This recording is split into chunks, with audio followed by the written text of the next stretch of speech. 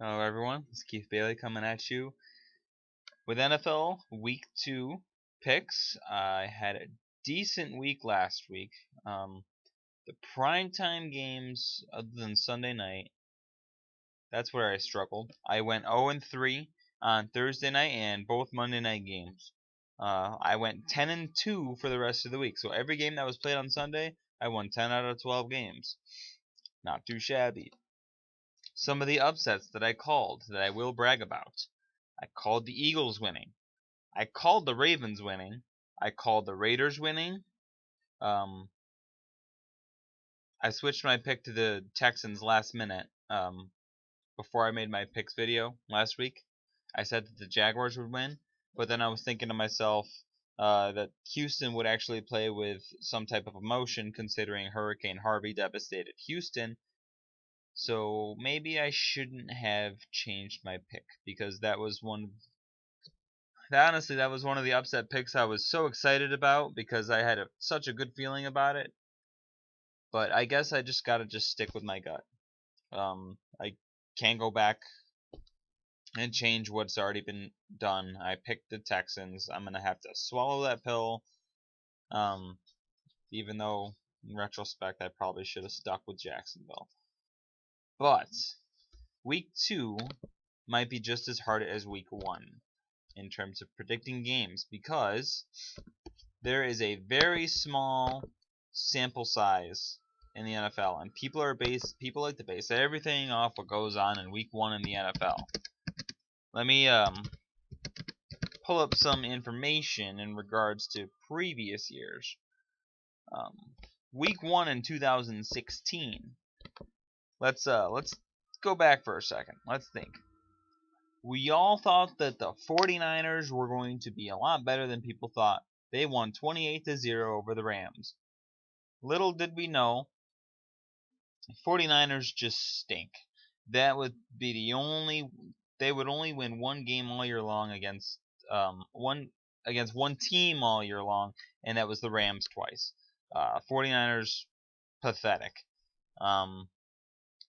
Next up, we had a lot of faith that the Jacksonville Jaguars would be very good last year. They were this close to beating the Packers at home and solidifying the fact that everyone thought that they were a sleeper team. But then they fell completely apart and ended up winning like 3 games all year long. And also, the Buccaneers went into Atlanta to beat the Falcons. Atlanta started 0-1, okay? And we all know what ended up happening to the Falcons. They ended up going all the way to the Super Bowl. The Vikings started 5-0, looked almost unbeatable, fizzled down the stretch and missed the playoffs. Keep going. The Philadelphia Eagles started 3-0, fizzled down the stretch, missed the playoffs. Are you noticing a trend? The Ravens started also 3-0, fizzled down the stretch, and missed the playoffs. I'm telling you, you gotta wait until October to fully gauge a team. A lot of people are hopping on the Jaguars bandwagon or the Rams bandwagon based off of one game. And yes, those fan bases have a right to be excited. Those were impressive wins that they had. Same with Jacksonville. Very impressive win. In 2015, we're going to go back one more year. Overreactions. Tennessee goes into Tampa and wallops the Buccaneers, end up finishing 2-14.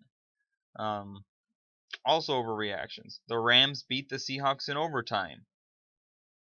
That explains everything. What else we got? What else happened in 2015 that was noteworthy? Not seeing much. Denver over Baltimore. Yeah, no, I mean, okay, here's one. 49ers winning 20-3. I mean, pretty much just, it's a 1 game sample size. Reserve your excitement, and let's get into these week 2 picks now. So, first game, we have the Houston Texans traveling to Cincinnati to take on the Bengals. in what should be a game no one should care about, and I'm wondering why it's even airing on television in the first place. Both of these teams are two of the teams that ended up getting their butts kicked by perceived inferior teams in week 1. The Texans at home got their butts handed to them by the Jaguars, and the Bengals at home got their butts handed to them by the Ravens. They didn't even put up a point on the scoreboard. I'm picking the Texans in this game only because the Texans defense is almost just as good as Baltimore's, if not better, even if Brian Cushing is suspended. Cincinnati's offense, they didn't show me anything in week 1. Houston is going with Deshaun Watson now. That whole Tom Savage experiment lasted pretty quickly.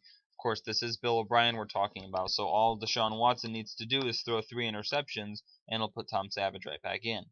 But either way, I'm picking the Texans on the road to win in Cincinnati, and I think they'll win by a score of 16-13.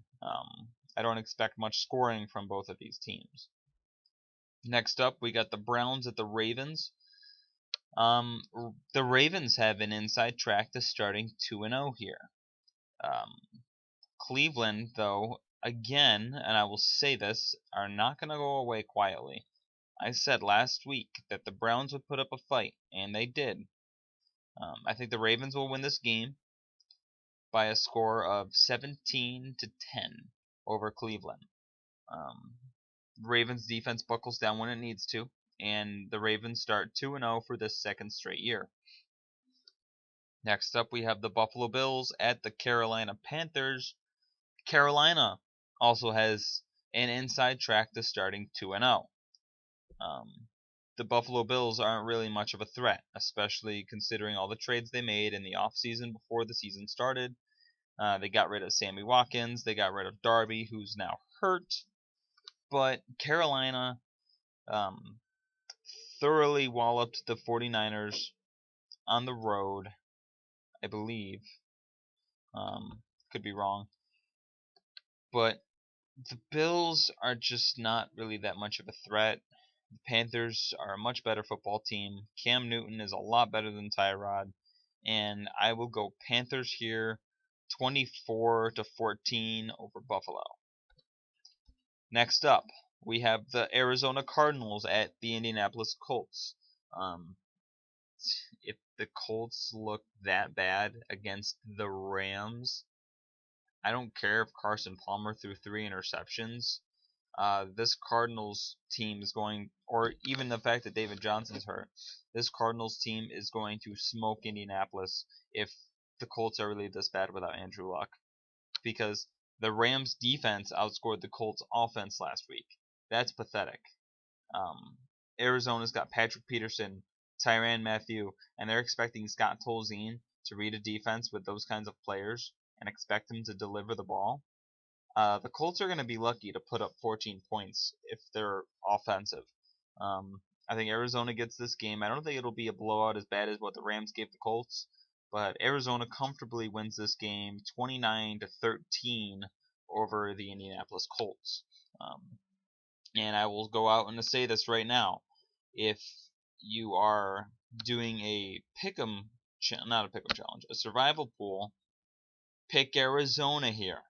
Because you're not going to get many opportunities to pick Arizona as the season progresses, because you don't want to touch the Cardinals in their divisional games, especially, and you don't want to touch the Cardinals in defensive slugfest matches against the Texans, the Jaguars, offensive showdowns like they'll get with Tennessee, and whatever division the Arizona Cardinals play. This is one of the games where you could actually look at the Arizona Cardinals and almost pretty much lock them in for a win. Next game, Tennessee Titans at Jacksonville Jaguars. I do not feel good about this game whatsoever. I'm picking Tennessee because last year I said that Tennessee does not start 0-2. They're too good of a football team this year, especially to start 0-2. And are we really going to put that much faith that the Jaguars start 2-0? Think about that for a second. Think about all of these teams that have the opportunity to start 2-0. The Ravens at home against the Browns. The Panthers at home against the Bills. The Jaguars at home against the Titans. The Chiefs at home against the Eagles. What else? The Steelers at home against the Vikings. The Raiders at home against the Jets. That one is a lock. I'll go ahead and I'll go on record and say that. The Rams at home against the Redskins. There's a lot of teams favored to start 2-0 here when you think about it. I mean, the Rams are favored against the Redskins based on their win. The Raiders are favored. The Steelers are favored. The Chiefs are favored. The Panthers are favored. The Ravens are favored. These are just the home teams too. Not all of these home teams are going to start off 2-0. Teams that I feel comfortable saying that they will start 2-0: Ravens, Panthers, Raiders, Steelers. Maybe I'm just trying to talk myself into it because I just don't feel good about picking Tennessee on the road against Jacksonville. The Titans have not won in Jacksonville in over 3 years. Their last win in Jacksonville came, I believe, in the 2013 regular season finale. Yep, it was the regular season finale in 2013, back when Jake Locker was starting at quarterback.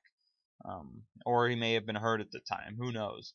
I think that was the game that Tennessee played where they scored like 4 touchdowns off of either special teams or defense. I could be wrong, but I don't have faith that the Jaguars are going to start 2-0. This is more based on that than my Titans winning. Tennessee's offense is leaps and bounds ahead of Houston's, a lot better than the Texans. The Tennessee Titans offensive line will not even come close to giving up 10 sacks. The offensive line of Tennessee is too good for that. They only allowed 1 sack from the Raiders, and Khalil Mack was almost a non-factor. I mean, Tennessee knows this team. I don't think Mariota will get sacked much. Mariota's a much better quarterback than Deshaun Watson or Tom Savage. This Tennessee offense should be able to score on this Jaguars defense.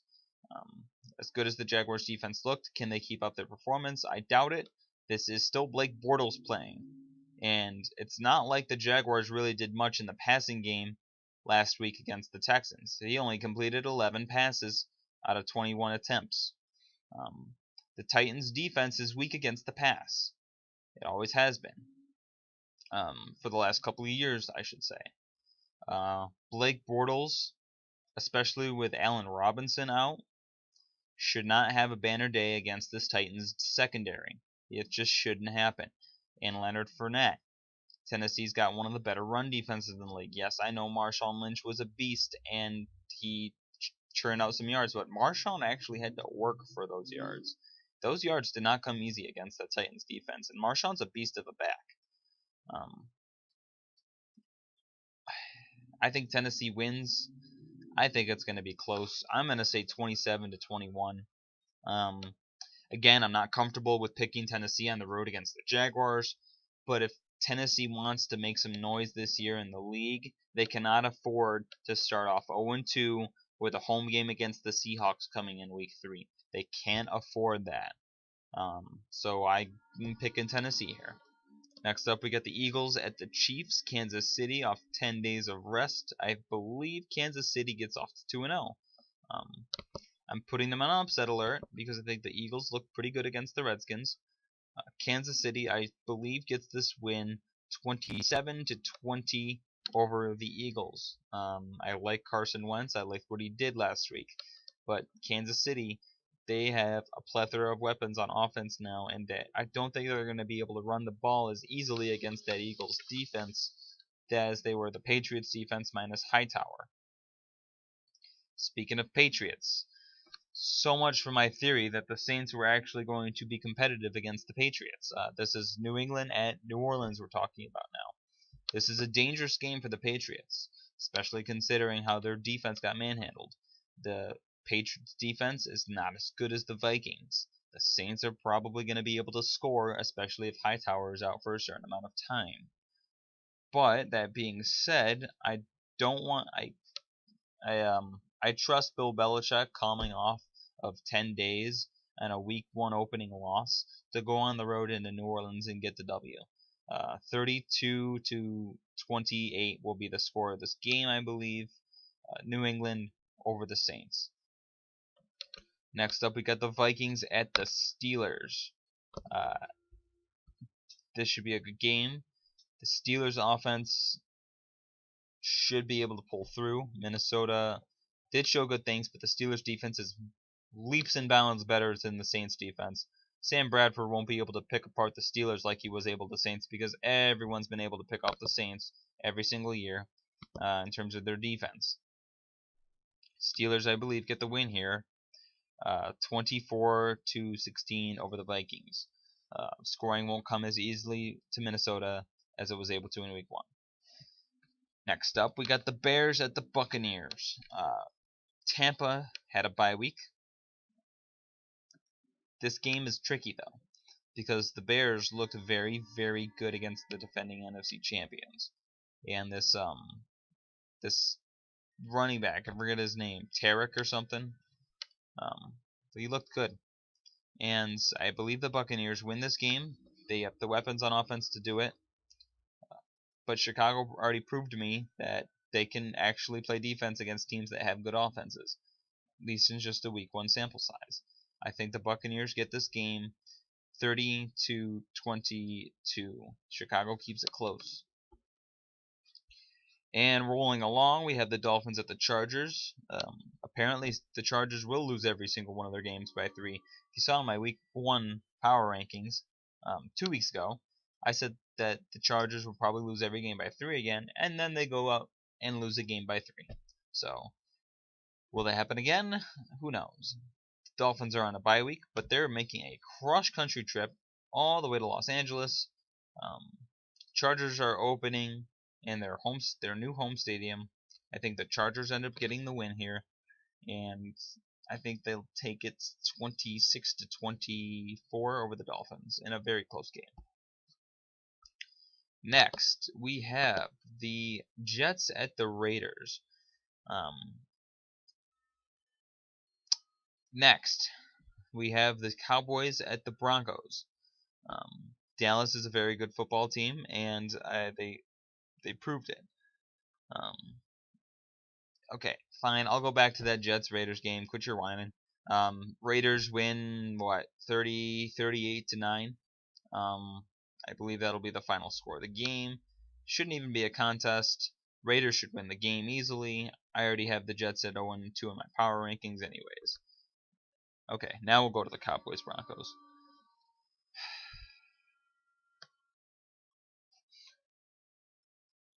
I'm going to go with Denver. I'm going to pick the upset here.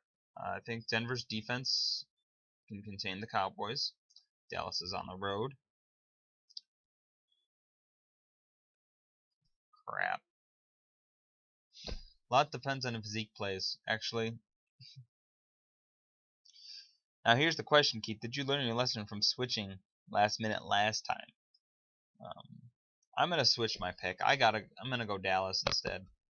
I was thinking about Denver's defense, and then I took a step back and realized that Denver doesn't really have a good rush defense, and they're going up against Ezekiel Elliott if he's playing. So I'm gonna go pick the Cowboys. I'll do it. I'll pull the trigger. Cowboys win 30-27 over Denver in a close game. Don't see Denver starting 2-0 with that quarterback situation. Dallas starting 2-0 seems a little more realistic. So we're gonna go Dallas over Denver. Redskins at Rams. I want to pick the Redskins, but I can't. Not until they show me some more juice on offense, because Kirk Cousins did not look comfortable Week 1, given the fact that the weapons he usually had were not there. And Deshaun Jackson, he wasn't there. And they'll have Jordan Reed, so that's good. But the Redskins have just been losing their offensive weapons, and I think the Rams expose that And the Los Angeles Rams start off a surprising 2-0 by a score of 23-16 over the Redskins. Next up, we got the 49ers at the Seahawks. If the 49ers really struggled to score against the Panthers defense, you can imagine what they're going to do against the Seahawks defense in Seattle. Seattle gets this win 27-4. 4? Jeez, Keith, what am I? 27 to like 6. Who knows? I don't know why I said 4. Seattle is a good football team. They play tough against the Packers. They have offensive line issues they need to fix, but the Seahawks should win this game. Seattle should not start 0-2. And in the similar case as Tennessee, Seattle also can't afford to start 0-2 with a road game to Tennessee as their third game. Because I tell you, that Week 3 game, Seahawks at Titans, could be a battle for survival real quick. It really could. Next up, we have the Packers at the Falcons. I'm going with Green Bay here, and a little bit of an upset. Listen, I moved the Falcons down 5 spots. The reason I moved them down, I'll elaborate. They did not scream 2016 Atlanta Falcons. That offense looked sluggish. Other than one 88-yard pass play to a guy few people really even heard about anyways, Austin Hooper. Other than that, they were shut down, and Atlanta was a drop catch from at the 2-yard line away from losing that game in Chicago. In a game they should have been able to destroy them because the Bears don't exactly have a defense. Atlanta doesn't. I know it's only 1 week. Atlanta did not look like a team out to seek revenge for a Super Bowl loss because they almost lost to one of the worst teams in the league last year. Next up, we have the Lions at the Giants. Well, now, what am I going to do about this? Because this actually is a very good matchup. The Giants got the better of the Lions last year. Odell Beckham Jr. should play. Detroit looked solid last week. However, the only reason Detroit looked solid was because Arizona was doing a lot of shooting themselves in the foot. And the Giants aren't a team that really is known for shooting themselves in the foot. So we're going to give the Giants the win here, and we're going to have them winning 21-20 over Detroit. It should be a good game. It should be a tight game. The Giants defense should be able to contain the Lions, and the Giants should be able to score on that Lions defense. I don't think they're going to get as turnover happy as the Cardinals did. But those are my picks. Thank you for watching. Please subscribe to my channel. See you guys all next time. See ya.